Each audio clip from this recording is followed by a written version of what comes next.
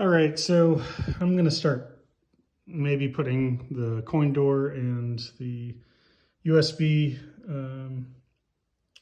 port in here. And, I was saying this thing's not probably equipped to put all this stuff in here, but we're gonna soon find out here. The assembly video does have the coin door in there, so I'm like, I'm gonna give it a shot. But I started with something easy first, and that was just this USB cord. All I did was feed the end into the hole. To cut the art, I just used an X-Acto knife. I carefully made an X, and then I just pushed the, the vinyl in here. It's gonna just fit right in here. There's a lid or a cap to this USB. All that is it came with, let's see here, came with a bunch of bolts, and one of the bolts was this little cap here. It just opens and closes here. I'm trying to open it with one hand, but it's probably not gonna do it justice here. But this little ring here, I put on first. I fed it through the wire, and then it's up against the lip here. There's little grooves on here that's going to catch the nut itself to secure it into the cabinet. So I'm just going to have that lip at the top so that it feeds down when you open it. So you can see it flushes well there, and then I've got a small little border around the button, just a little accent. So on this side, what you've got to do is connect this with one of these bolts or nuts, and it seems that the only one that will actually go up against those grooves to secure it right there. There's just like one or two threads feeding through. There's only one that actually fits that thing. I don't know what the point is of these guys. Maybe if there was a larger thread of some kind, but it's interesting that those came with this package, is this guy. So I'm gonna go ahead and feed that through, and then just twist it around the thread, and we'll be good to go. Okay, change plans. Had to take off the lid there. That actually does not fit on there enough to have some grooves there without really tearing up the cabinet. So what it's gonna be is just that. It showcases the border a little bit better, which is totally cool with me. But there is no cap, so it's just readily available, which is fine. So there was only one of these nuts.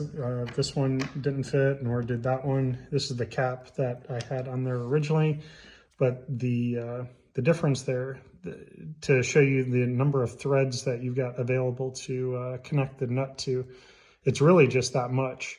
So it's just barely enough to get that on there, but it is secure.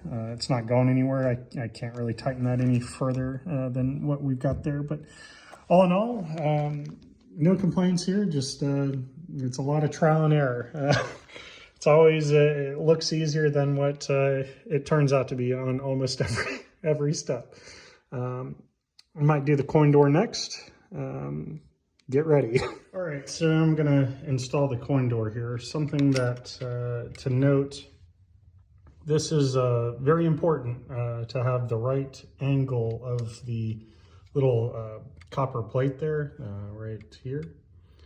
That's gonna be what is moving when you're opening and closing the door here. Let's see if I can get that in there. So you can see, when I'm trying to do it with one hand here. When I'm turning the knob here, it's gonna go down. That's gonna be your step number one. I can't believe I'm reviewing this part, but you want to make sure that that's there, because that was in not the right orientation. And what I mean by that is, see how that's setting up, and that is setting, to the lock position. When you turn this guy, that's facing down. Now, that wasn't my orientation. I can't recall exactly the one that it was on, but it wasn't like that. And I'm glad I looked at it before I tried to install it and make a modification to the cabinet itself. So this is important. You can kind of see the angle, how it kind of lips out. And what is going to be happening here is this lip is going to be up against the wood, and then you can see that there is enough clearance to you know, go behind the groove there. So something to note before you do these things, and then also to mount this to the wood, it came with these little like feet things. I just I guess pre-screwed this in, so I didn't have to do this all from you know, scratch. But basically you're gonna just pressure mount these things, where you're gonna move those to the side, and those are gonna be held right up in that groove there. And then you'll just screw them in and they'll hold things steady. But the key thing here, guys, is you gotta look at this thing before you go any further, and get that in the right orientation.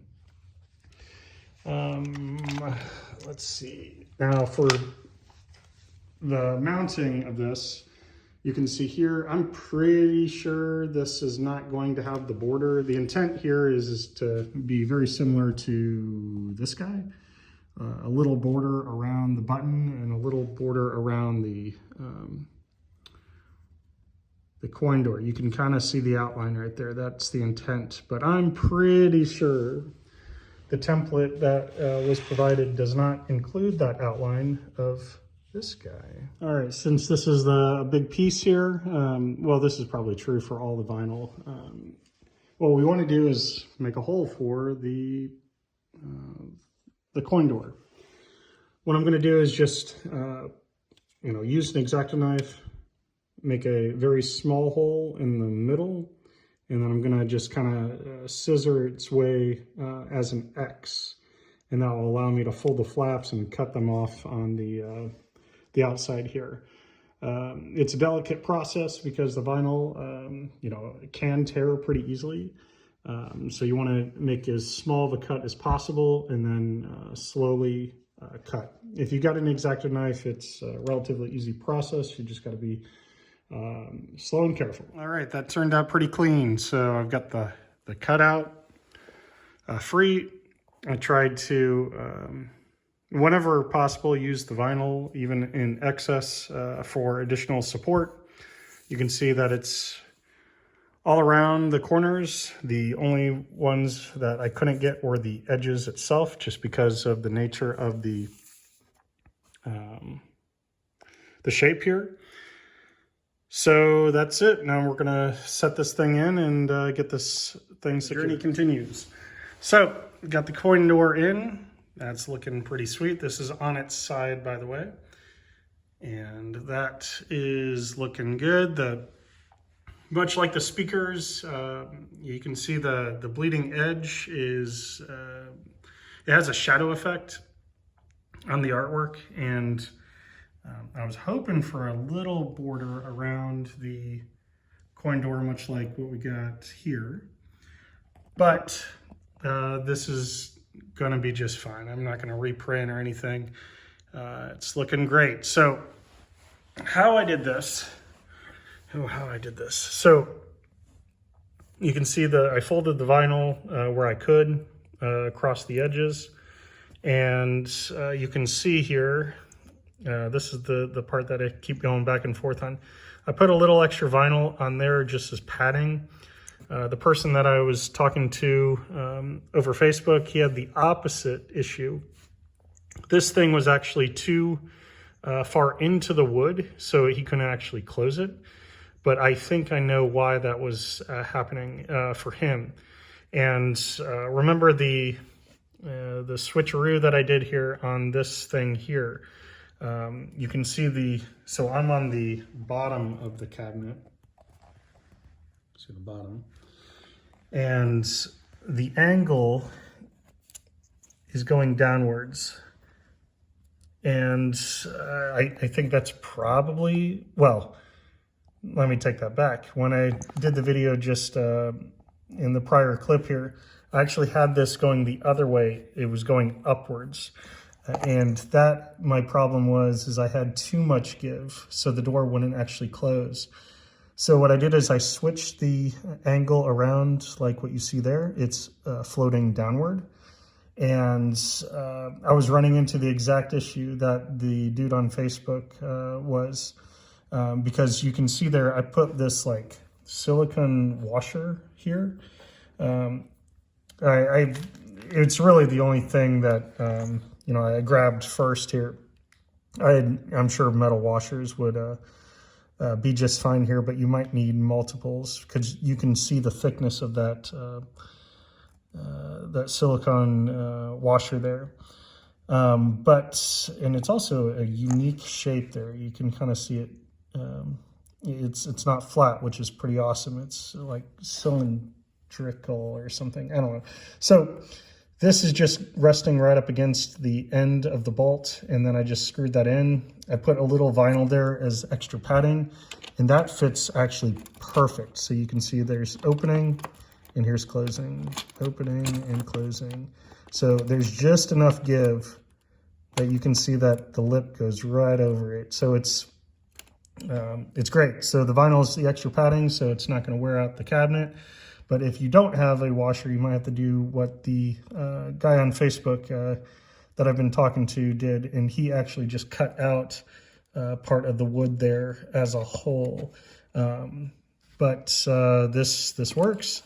Open and closing. How I installed this, you can see the pressure. Like I just screwed these little feet in. There's also another one up here. And it's pressure fitted. You can see that this is kind of loose here, but you know, that thing's holding it on. When this is all like set up, you know, in the correct orientation, we're not gonna have to worry about this little piece here that I cut through there as sort of a holder. But remember, that's to hold the switches in the right places so those brass pieces run into it. But all in all, moving on to another step while I'm waiting for additional parts. All right, as I continue to wait on additional materials, we've got terminal blocks here. From what I understand, I'm gonna need 2 5-volt terminal blocks and then 2 12-volt terminal blocks. So only the wires that are associated to 12 volts are gonna go on these, and then only that are associated to the 5 volts will go into these. I've got the ground in here.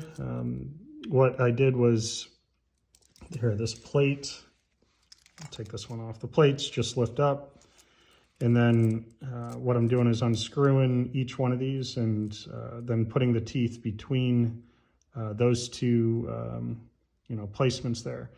And it just goes along all of those pins there. They just fit right in like that. And then I screwed them in tightly. So that's all I did there. Right, so I put one red on the 5-volt, one black on the other 5-volt. The 12-volt, which I'm going to label here, I've got one red and then one black. Positive's red, that's the hot one, and then the ground is the black. And then for the 5 volts power supply, there she is. You've got the little pin numbers on the little plastic for what it is. I've got a 9 pin holster, and you can see the print for the V positive, V negative, the ground, and an L are printed on there, but couldn't really see them, and I love the idea of labeling them. So there's the positive, the negative, the ground, the N, and the L. I'm not really sure how to plug this sucker in. I suppose I'm going to be using these pins here in piggybacking maybe another, you know, power. I'm not quite sure, but we shall see. Also, I'm not sure how to mount this sucker yet. Maybe I just sticky these onto the panel itself. The terminal blocks, I looked through basically the connections that I think I'm going to have, and I turned out the labeling, I swapped it, so you can see that I've got the 5 volts over there, I've got the positive and then the negative, and then the 12 volts have a few extra pins. I'm just going to mount it to the side there, and maybe a little lower once I get that thing back installed. But first, or next, I've got to install the LED Plex. I discovered that if I had this here first installed next to the art blade there, that LED strip would not actually feed through the wood because it's such a tight fit. So I had to wait for these LEDs that finally came in, and let's go and get this installed. Back to the LEDs and the art blade here. So I'm just pointing out that the plunger is about yonder, and you can see it's there. The reason why I'm pointing this out is the orientation of these LEDs are important. What I've got here is 144 LEDs in this art blade here. And what I mean by the orientation, you're going to see these little arrows. Those arrows are pointing towards the back of the cabinet. And that LED strip is adjacent to the plunger hole there, the triangle here. So what this means is this side's going all the way to the back, right, obviously, and I've got the male plug on the back end here. On the other panel, what you're going to find is the orientation is facing towards the back box, or sorry, not the back box, the front of the cabinet. So the plunger side, we're facing to the back, and then on the other side of the panel, we're facing towards the front where you would stand. So I'm just gonna go ahead and walk over here and show you that. So you can see the orientation of these arrows are pointing towards the buttons there. So you've got the male side on this side here. That's going to be important because it's the least path of resistance here, because the wiring on the backs are going to connect to the power supply. And I'm going to go ahead and put the Plex on, and that might take a little massaging to get flat because of these little corners here. They kind of rest upwards. They don't really fit the groove. I mean, they do, but there is some noticeably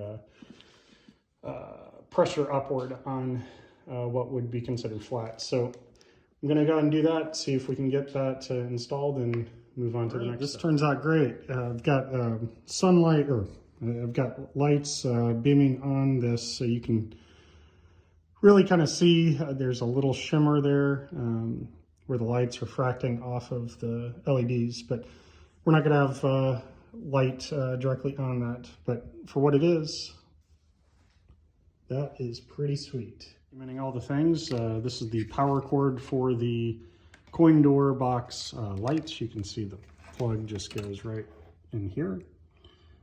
Just plug that in and then twist it, and that is going to supply the lights at the top there that are resting on those switches that we discovered. All right, next step will be powering this LCD panel here. All right, and here's the power supply for the LCD. That's just going into the outlet there in the board. I've got to mount the board here soon. Basically, I haven't done it yet because there's going to be a lot of other boards that are going to be coming from the Cleveland design, I guess, business, and they've got a number of these boards that are going to be going all over the place. So I want to be careful about where I'm going to place things. Same with these terminal blocks. I was going to install them on the side here, but then with the solenoids and such that will be coming, I wanted to reserve all of that till all those pieces came in. So not sure what we're going to do next here, but we'll find something.